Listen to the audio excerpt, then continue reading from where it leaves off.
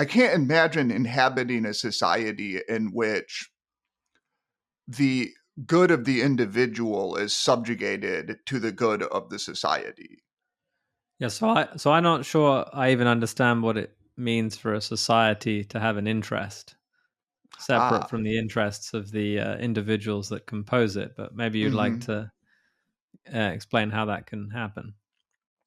Yeah, I think that so I this can get into tricky ontological territory. So philosophers like to get into these arguments about, does there's a concept John Searle I think was the first to coin it, but like collective intentionality. That is, can you actually have group intentionality?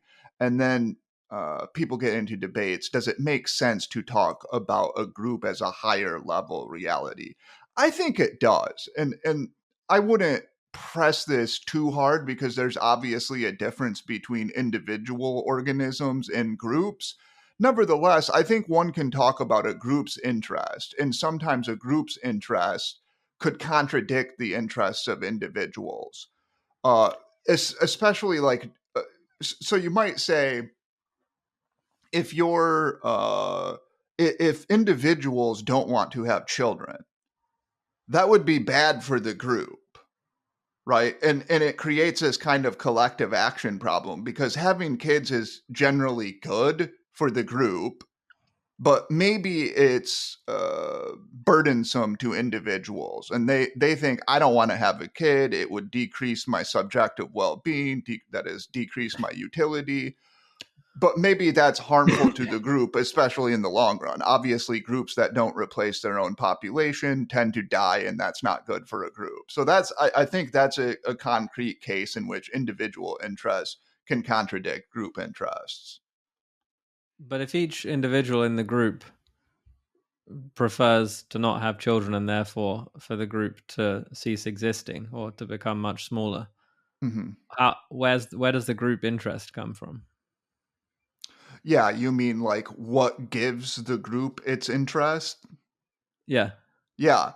So maybe the group prefers to be smaller or to cease to not existing. exist. Yeah. Yeah, Yes, right.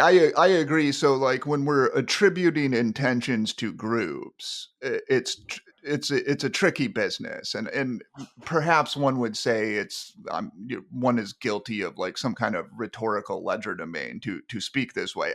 I don't exactly think so because I still think groups replicate themselves in the same way that individuals do, or in the same way that ideas do. So I think we could speak about uh, the interests of ideas, and some ideas replicate better than other ideas. And of course, Dawkins called this a meme, which has become itself a meme. I'm not saying I subscribe for to an entire meme theory, but I think it's plausible enough, useful way to talk. I think the same applies to groups. So yeah, maybe all of the individuals want the group to perish. That would still be bad for the group. If one were thinking of it from the group's perspective, it would be a bad thing if it stopped existing. I mean, but that's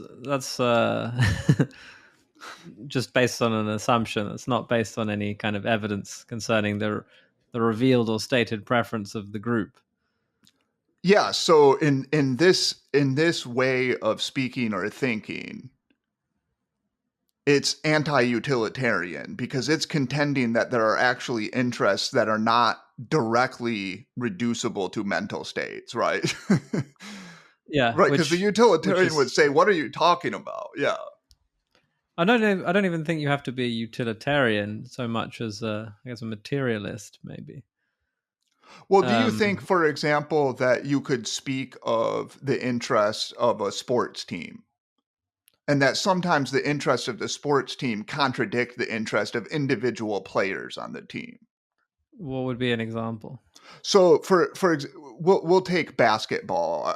Maybe you're not as familiar with it, but I think it works. It's the easiest one for this. So, in basketball, perhaps you would say, okay, a player would like to score as many points as possible. It increases his stats that might lead to a bigger contract. But maybe he starts taking shots that are more inefficient.